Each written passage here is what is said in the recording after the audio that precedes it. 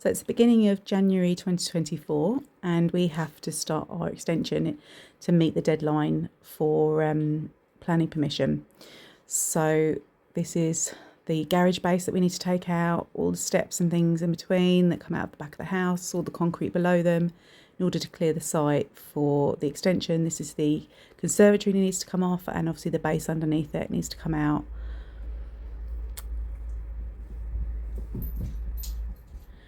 So this is the side here. We're going to have to move that tool shed, and Steve's going to eventually have to move the gate to the other side because the extension will be there, and there'll be a walkway to the other side, sort of down the far off side. This is us taking the conservatory down, and then there's the big base to take it out and all the steps in between. It was quite hard work, to be fair. I think everything was more sturdy and solid than we had than we thought it could be. So Steve's here using the digger to pull out the steps and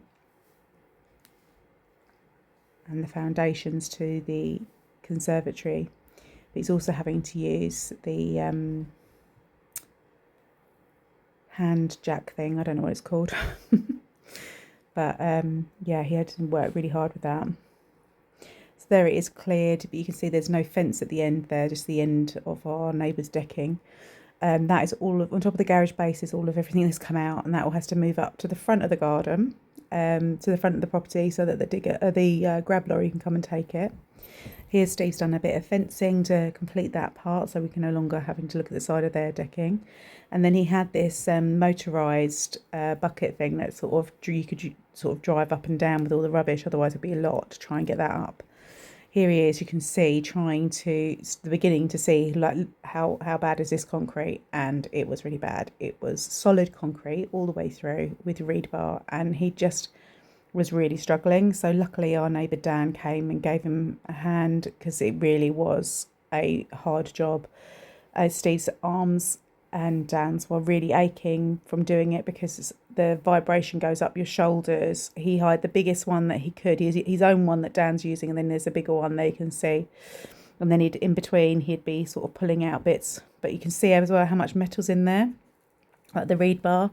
Steve's like, you'd think they were putting up a car park or something. So this is our neighbour's garage, and unlike ours, had like no underpinning. So now he's done shutterboarding it, and then they've put some concrete in there to sort of reinforce the garage of our neighbours, because obviously what you've taken out stuff next to it, and it's sort of leaves a bit unstable. He built us some steps, and this is the beginning of the foundations. So here he is. He's dug his own grave, I think. But you can see it's really full of chalk. So that apparently, according to Bromley, when they come around and sign off all the different bits, they said chalk is the best conditions you can get, really, because they don't crumble in. They're really solid type of ground to dig into for foundations. So he's working further onto the foundations, and he's having to drive back and forth with bits of the digger and things. So he's doing it in stages here, because it had to be done in, because the way the access to the property and things, he had to do it in stages.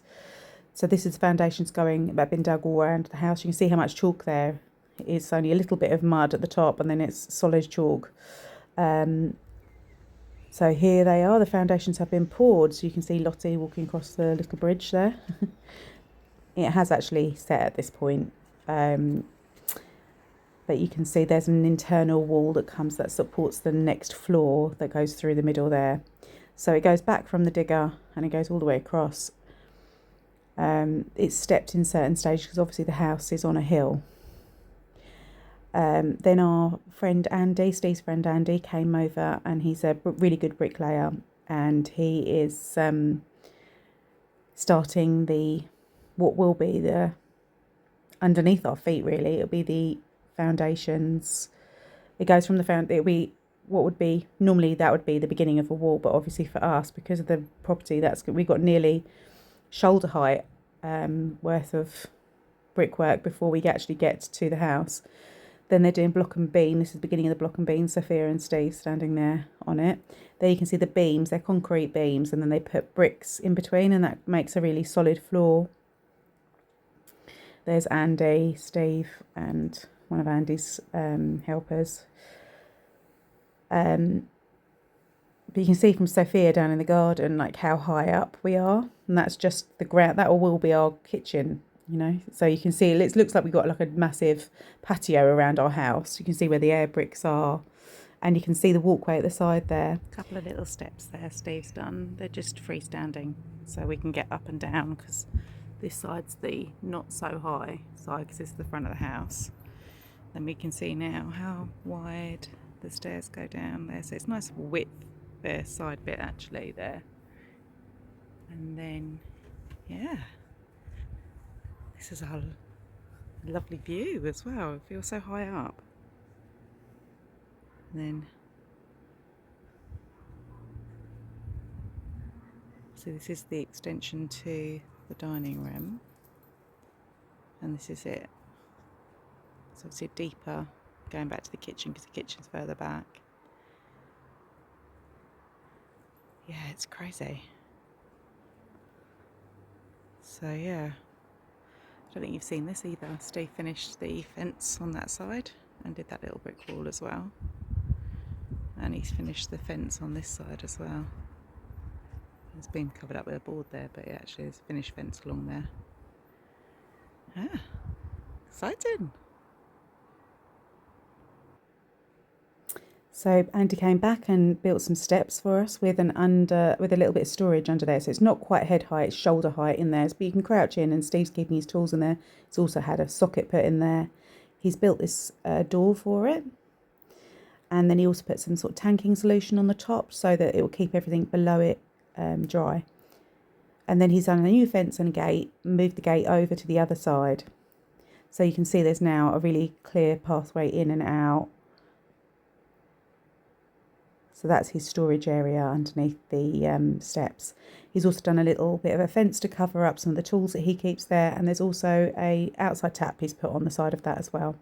So we've got 3 outside taps and plenty of sockets on various points of the house outside and in the garden. So in the future it'll make living here like really easy. So you can see a nice walkway there on the side. We also had a guy come and do Roman blinds for us. So I'd wanted these for a while, but they were a big expense. So these are the lovely Roman blinds we had made. I'm really pleased with them. So here's my new Roman blinds.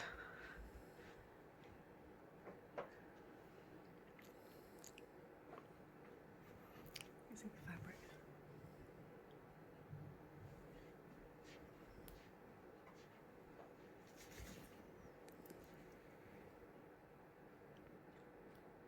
So just after Christmas, Andy came back again, and this time he was building the walls, which will be wrapping around our kitchen, diner, utility room sort of area. This is the insulation that goes in between the layers. So it's Steve's helping him do it, so it helps. It saves us some money, and it moves it on faster because he's helping out. But you can see that will be the downstairs loo that we're looking out at now from the kitchen. And you can sort of see the gaps where the windows are going to be and where the French doors are going to be. So you can sort of see now it's sort of taking shape. We had some scaffolding put in because obviously the further up you get, you need scaffolding because obviously you need to be able to reach. So yeah, there's Steve, Imogen and her friend Mia up on the scaffolding. But you can see now the gap there for the French doors and the utility window. And actually we've connected now up into the house, so that French door is actually slid over slightly. He did the brick finish it on the outside that's going to be to our neighbour, so that'll be what they see, that red brick. And you can sort of see the sort of space and how much space we've got now. That'll be like downstairs loo area there. But yeah, you get an idea now what it's sort of the size and the shape. We also had scaffolding at the front because we're having a boiler put in the attic, so the flue has to come out the roof. So they needed scaffolding at the front. So this is our new boiler that's now on the roof, and Steve built and boxed in all the pipes underneath there. And then he also put new OSB locked together tongue and groove sheets and more insulation. And we also had an electrician come in and put some strip lighting up there. So it's really functional and really, really good, sort of insulated now. Steve then this year has built, so in 2025, he built these steps down the side alley. So the boiler was done in 2025 and these steps, and then he's now doing this fascia. So this was this Christmas 2025, he did those steps and a little lip of a wall around the top of the steps, which will be rendered eventually. But he's done these brick slips and then the granite on top. It looks really nice. So this was how we finished 2025.